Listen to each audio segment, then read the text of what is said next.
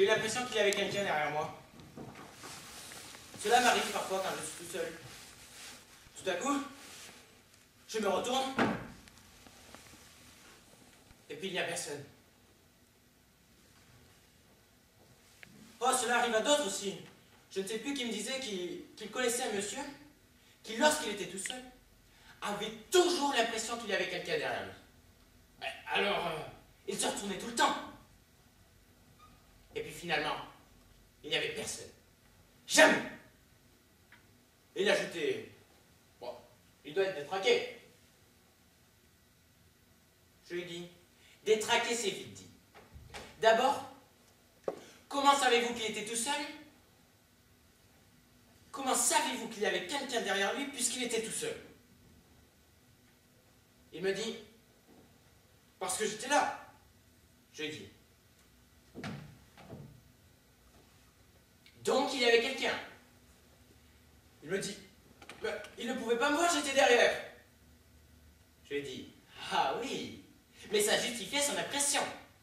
Et à part vous, derrière lui, il n'y avait personne?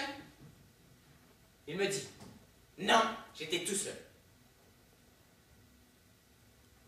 Je lui ai dit, ah oui, mais qui me prouve que ce n'est pas vous qui avez eu l'impression qu'il y avait quelqu'un devant vous? Ça justifierait tout, hein? Vous avez l'impression qu'il y avait quelqu'un devant vous, lequel forcément vous donnait l'impression qu'il y avait quelqu'un derrière puisque vous y étiez. Il avait du mal à me suivre. Il me dit, d'abord, s'il n'y avait eu personne devant, je l'aurais vu.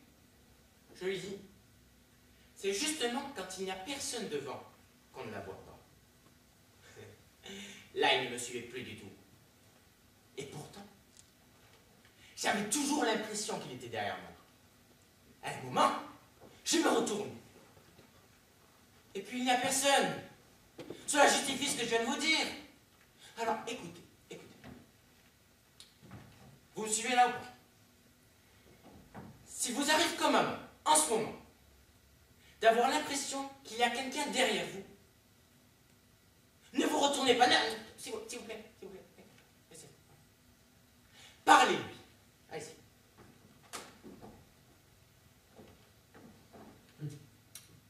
Vous savez, monsieur, je sais que vous êtes derrière moi. Oh, vous pouvez rester, vous ne me dérangez pas.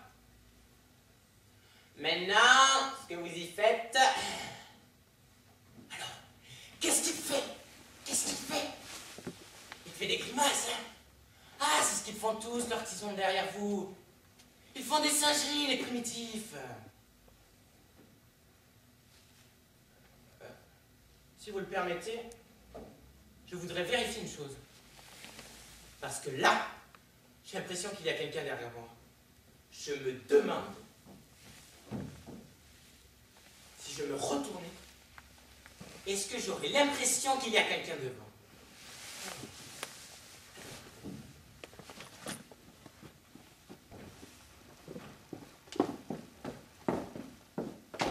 Ah, c'est drôle. J'ai toujours l'impression qu'il y a quelqu'un derrière. Excusez-moi.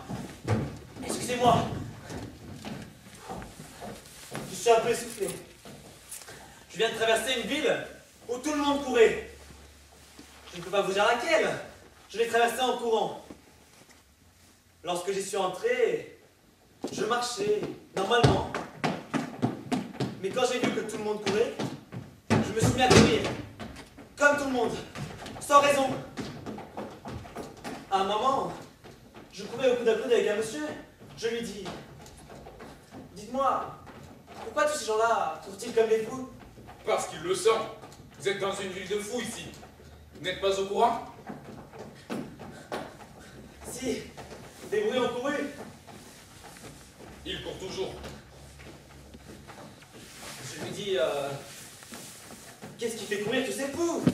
Tout. Il y en a qui courent au plus pressé, d'autres qui courent après les honneurs. Celui-ci court pour la gloire. Celui-là court à sa perte. Mais pourquoi court-il si vite? Pour gagner de l'argent. Comme le temps c'est de l'argent, plus ils courent vite, plus ils en gagnent. C'est logique. Mais où court-il? Ils courent à la banque, le temps de déposer l'argent qu'ils ont gagné sur un compte courant, et repartent toujours courant, en gagner d'autres. Et le reste du temps? Et ils courent faire leurs courses au marché. Pourquoi font-ils leur course en courant? Je vous l'ai dit, parce qu'ils sont fous. Ils pourraient tout aussi bien faire leur marché en marchant, tout en restant fous. On voit bien que vous ne les connaissez pas. D'abord, le fou n'aime pas la marche. Et pourquoi? Mais parce qu'il la rate. Pourtant, j'en vois un qui marche là. Oui, mais lui, c'est un contestataire. Il en avait assez de courir comme un fou. Alors, il a organisé une marche de protestation. Mais vous, peut-on savoir ce que vous faites dans cette ville? Oui, moi je gère les affaires courantes. Parce que même ici, les affaires ne marchent pas. Et où courez-vous là? Je cours à la banque. Ah, pour y déposer votre argent. Non, pour le retirer. Je ne suis pas fou, moi.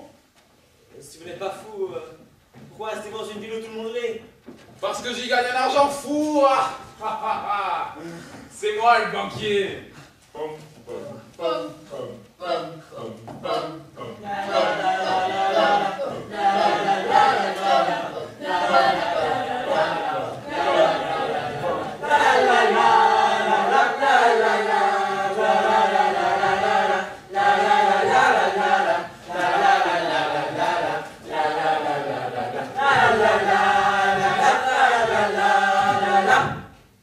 Et vous avez remarqué comme les gens marchent vite dans la rue? Tiens, il y a quelques jours, je rencontre un monsieur que je connaissais. Je vais pour lui serrer la main. Le temps de faire le geste, il était passé. Figurez-vous que j'ai serré la main à un autre monsieur qui, lui, tendait le laisser à un ami qui était déjà passé depuis 10 minutes.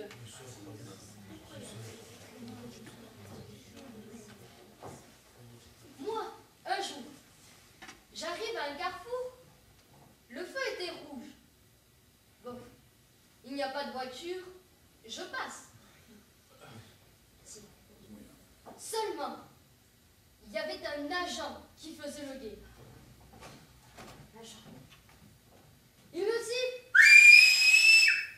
me dit, vous êtes passé au rouge. Oui, il n'y avait pas de voiture. Ce n'est pas une raison. Je lui dis, ah si, quelquefois, le feu est vert, il y a des voitures, et je ne peux pas passer.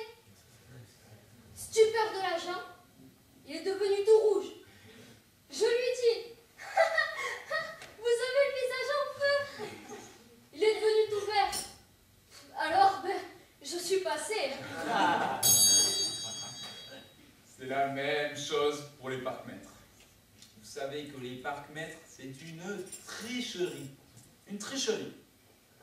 Vous savez que ça rapporte une fortune au pouvoir public? Oui, oui, une fortune.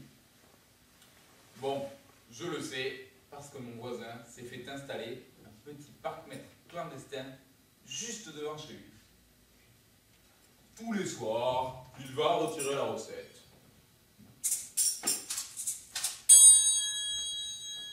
Il vit bien. C'est même acheté une belle voiture. Bon, évidemment, il a mise devant son parc-mètre. Depuis, il ne fait plus un rond. Plus un rond. Bon, ça, tu vois, c'est de sa faute.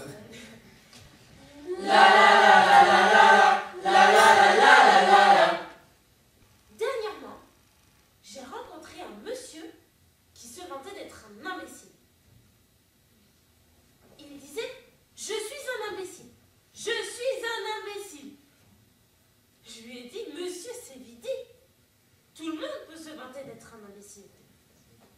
Il faut le prouver. Il me dit, je peux. Il m'a apporté les preuves de son imbécilité avec tellement d'intelligence et de subtilité que je me demande s'il ne m'a pas prise pour une imbécile.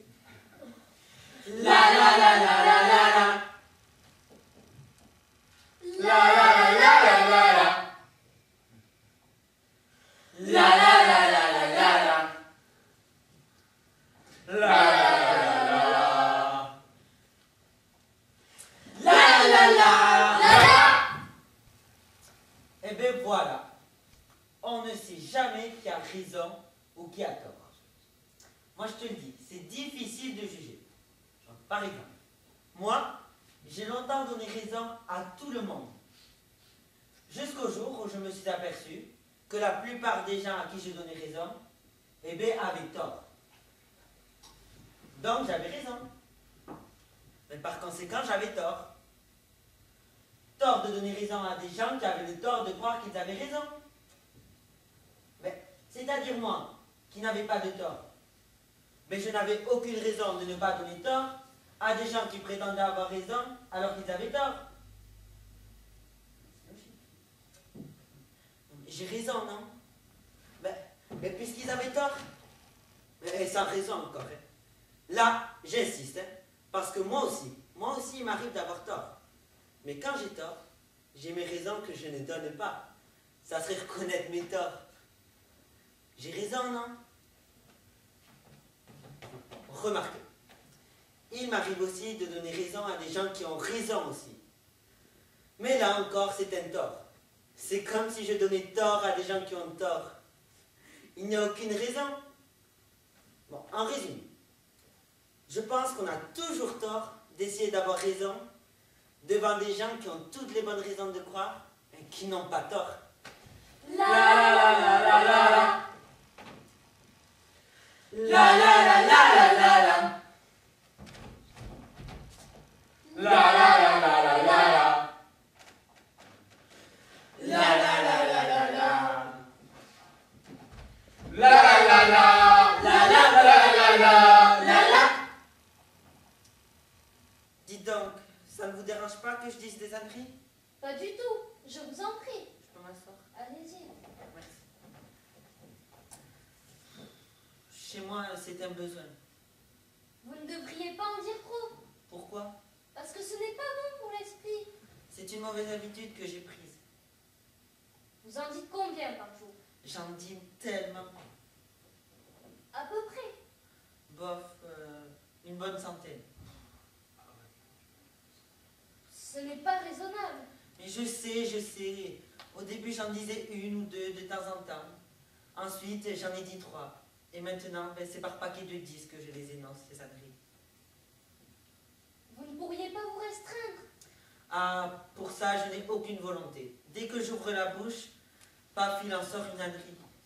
Méfiez-vous, parce que l'on commence par dire des âneries, puis on sort quelques balourdises, puis des stupidités. Et de stupidité en stupidité, on arrive aux inepties. Et un jour, on se surprend à proférer des énormités. C'est trop tard, l'esprit est faussé. Vous n'en dites jamais, vous? Si, j'en ai dit, mais j'ai complètement arrêté. Moi, je ne peux pas. Si je reste 10 minutes sans émettre une ânerie, je suis malade. Attention, vous allez empoisonner l'esprit de ceux qui vous entourent. Croyez-vous que ce soit dangereux pour les miens? Vous avez des enfants? Oui, mais ils ne disent pas d'ânerie. Vous en êtes sûr? Oui, je leur ai interdit. Et vous, vous en dites? Ah, pas devant eux. Quand je vais en dire, je sors, je vais au bistrot et je m'offre un petit coup d'ânerie. Ensuite, je reviens chez moi. Mais que dit votre femme? Oh, des stupidités. Que lui répondez-vous? Des inepties. Alors? Alors, comme elle me balance des énormités, je contrecarre avec des mufleries. Et quand l'atmosphère devient irrespirable, je sors et je repars au bistrot pour dire des âneries tout m'en saoule jusqu'à plus soif. Vous êtes intoxiqué, mon vieux. Que voulez-vous que je fasse? Je vais peut-être dire une ânerie, mais... Je vous en prie. Supprimez l'alcool.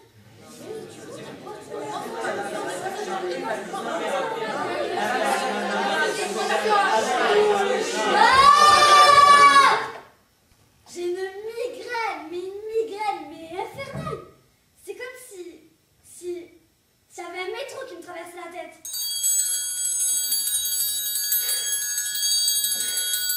Alors je prendrais de l'aspirine, mais lorsque j'en prends un exaspéré. Mais le métro aussi.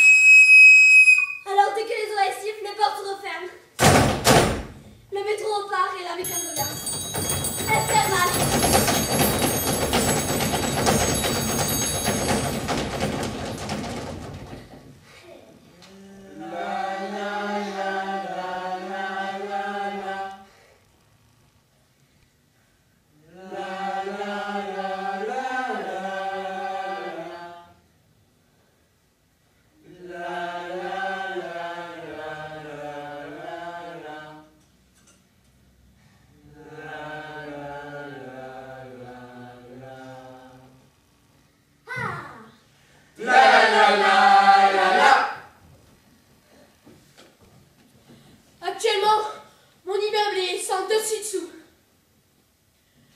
Tous les locataires du dessous voudraient habiter au-dessus. Tout cela parce que le locataire qui est au-dessus est allé raconter par en dessous que l'air que l'on respirait à l'étage au-dessus était meilleur que celui que l'on respirait à l'étage d'en dessous. Alors, le locataire qui est en dessous a tendance à envier celui qui est au-dessus et à mépriser celui qui est en dessous. Moi, je suis au-dessus de ça. Si je méprise celui qui est en dessous, ce n'est pas parce qu'il est en dessous, c'est parce qu'il convoite l'appartement qui est au-dessus. Le mien. Remarquez, moi, je lui céderais bien mon appartement à celui du dessous, à condition d'obtenir celui du dessus. Mais bon, je ne compte pas trop dessus. D'abord parce que je n'ai pas de sous. Ensuite, au-dessus de celui qui est au-dessus, il n'y a plus d'appartement. Alors, le locataire qui est en dessous, qui monterait au-dessus, obligerait celui qui est au-dessus à redescendre en dessous. Or, je sais que celui du dessus n'y tient pas. D'autant que, comme la femme du dessous est tombée amoureuse de celui du dessus n'a aucun intérêt à ce que le mari de la femme du dessous monte au-dessus. Alors là-dessus, quelqu'un est-il allé raconter à celui du dessous qu'il avait vu sa femme bras dessus, bras dessous, avec celui du dessus? Non, vous? Non? Toujours est-il que celui du dessous l'a su. Et un jour que la femme du dessous est allée rejoindre celui du dessus, comme elle retirait ses dessous et lui ses dessus, parce que soi-disant il avait trop chaud en dessous, je l'ai su parce que d'en dessous, on entend tout ce qui se passe au-dessus. Bref, celui du dessous leur est tombé dessus. Comme ils étaient tous les dessous, ils se sont tapés dessus. Finalement, c'est celui du dessous qui a le dessus.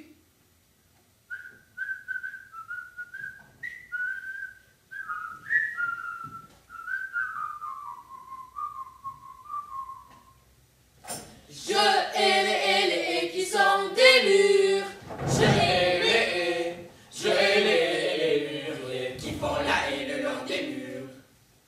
Je hais les qui sont debout. Je hais les qu'elles soient de murs, qu'elles soient de murs, qu'elles soient debout. Je hais les murs qui soient tendus, qui soient en mou. Je hais les qui nous emmurent, je hais les murs qui sont en nous.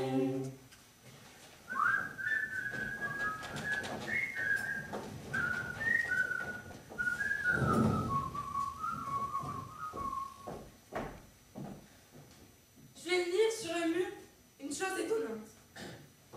Quelqu'un avait écrit « Jésus revient ». C'est écrit en toutes lettres. Jésus revient. Vous vous rendez compte? Jésus, c'est important. Jésus, c'est le ciel. Et les gens passent à côté, indifférents. Ah tiens, Jésus revient. Il y en a même qui faisaient des réflexions désobligeantes. Eh ben, il en a mis du temps, hein? Et pourtant, si c'était vrai, si Jésus revenait, ce serait merveilleux. Jésus revient. Il est là. Où? Là. Là. Il est là. C'est beau. Mon Dieu, je ne vous avais pas reconnu. Si j'ai entendu parler de vous, pensez, quand j'étais petit, on me parlait toujours du petit Jésus. Le petit Jésus. Je vous voyais tout petit. Et tout à coup, je découvre un grand Seigneur.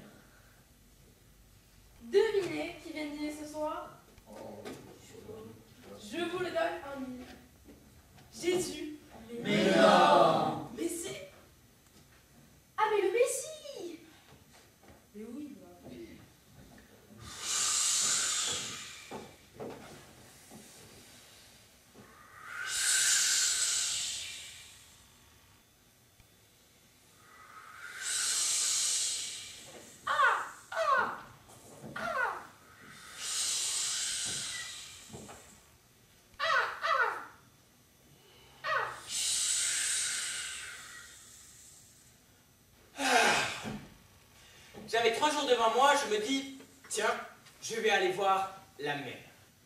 Je prends le train, j'arrive là-bas, je vois le portier de l'hôtel. Je lui dis, où est la mer? La mer, Hein? elle est démontée. Vous la remontez quand? Question de temps. Moi je suis ici pour 3 jours. Oui. En 3 jours, l'eau a le temps de couler sous le pont. Le pont? Merci, je vais attendre demain. Le lendemain, je lui demande, où est le pont? Le pont? Quel pont? Ben le pont quoi. Il n'y a pas de pont. Comment il n'y a pas de pont? Eh non. Il y en avait un, mais on l'a démonté. Vous démontez tout ici alors. C'est la guerre. Vous la remontez quand? Tous les 20 ans. Moi je suis ici pour 3 jours. En 3 jours, vous avez des chances. Bon merci, je vais attendre demain. Le lendemain, je me dis tout de même, avant de partir, il faut que je me débrouille pour voir la mer. Je vois le portier de l'hôtel, je lui demande. Puis-je voir la mer? Pas possible. Oh pourquoi? Eh bien parce que c'est la fête. Ah c'est la fête. Oui, alors on fait le pont. Mais si vous refaites le pont, je vais pouvoir voir la mer. Non. Parce qu'il y a le feu d'artifice. Oh le feu d'artifice, je verrai la mer. Vous le verrez mieux de votre chambre. Ma chambre, elle ne donne pas sur la mer. Le feu d'artifice non plus. Mais je m'en fous de votre feu d'artifice. Moi je veux voir la mer. Pas possible. Pas possible. Comment? Parce qu'il y a des gradins. Les gradins? Oui, ils ont mis des gradins sur la plage pour voir le feu d'artifice. Ils ont mis des gradins. Ils ont mis des gradins. Alors moi, je viens de Paris. Je prends le train. Je me donne du mal. Pleure pas, tu reverras ta mère. Je veux la voir tout de suite. Pas possible. Les gradins, vous les démontez quand? Quand la mer sera remontée, Mais vous la remontez quand, la mer? quand vous serez parti.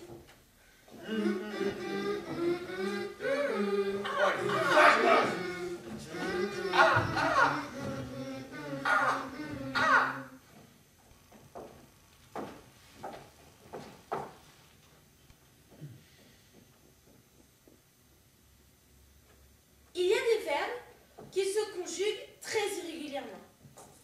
Par exemple, le verbe ouïr. Le verbe ouïr, au présent, ça fait Joie. excusez-moi. Vous pouvez venir, s'il vous plaît?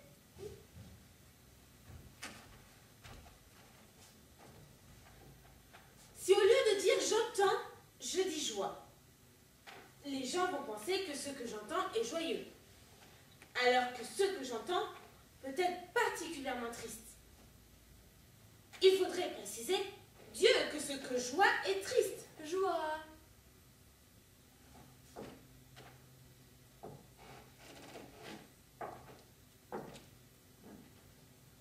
Tu vois.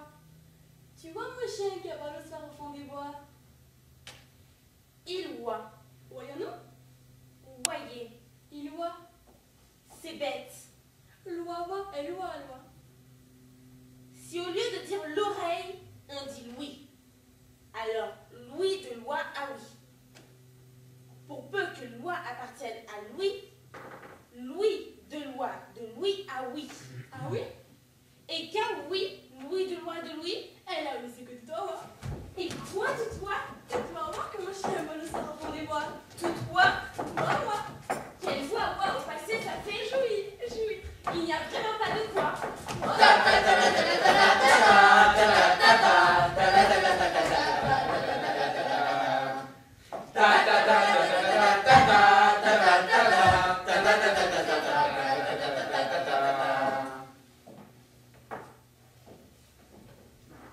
Et on en lit des choses sur les murs, hein? Ouais, comme l'autre avec Jésus. Récemment, j'ai lu sur un mur le Portugal au portugais. Le Portugal au portugais. C'est comme si on mettait la Suisse au Suisse ou la France au Français. Ce ne serait plus la France. le racisme. On vous fait une tête comme ça avec le racisme. Écoute, j'ai un ami qui est xénophobe. C'est-à-dire qu'il ne peut pas supporter les étrangers. Il déteste les étrangers. Il déteste à tel point les étrangers que lorsqu'il va dans leur pays, il ne peut pas se supporter. Moi, j'avais dit pendant les vacances, je ne fais rien. Rien. Je ne veux rien faire. Je ne savais pas où aller et comme j'avais entendu dire à quand les vacances? À quand les vacances? Je me suis dit bon, je vais aller à Caen. Et puis Caen, ça tombait bien. Je n'avais rien à y faire. Je boucle les valises. Je vais pour prendre le car. Je demande à l'employé. Pour quand? Quelle heure? Pour où? Pour quand? Enfin, comment voulez-vous que je vous dise quand si je ne sais pas où? Comment? Vous ne savez pas où est Caen? Ben, si vous ne me dites pas... Mais je vous ai dit Caen. Oui, mais vous ne m'avez pas dit où.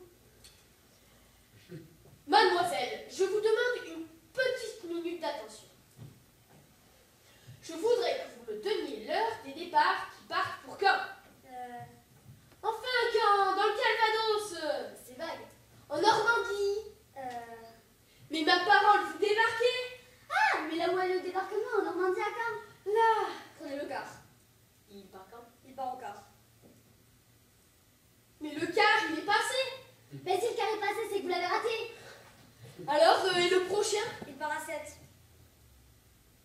Mais il va à Caen. Non, il va à 7. Mais moi, je veux pas aller à 7, je veux aller à Caen. Bon, d'abord, qu'est-ce que vous allez faire à Caen? Mais rien. Je n'ai rien à y faire. Mais si vous n'avez rien à faire à Caen, alors allez à 7. Mais qu'est-ce que vous voulez que j'aille faire à 7? Prendre le car. Mais pour où? Pour Caen? Comment voulez-vous que je vous dise Caen si je ne sais pas où? Comment? Vous ne savez pas où est Caen? Mais si, je sais où est Caen, ça fait une demi-heure que je vous dis que c'est dans le Calvados, que c'est là que je veux passer mes vacances, parce que je n'ai rien à y faire. Et oh, ne criez pas, on va s'occuper de vous. Hein. Elle a téléphoné au dépôt, mon vieux. Allô, la police? Oui, venez chercher un homme, je crois qu'il s'appelle Raymond Gosse.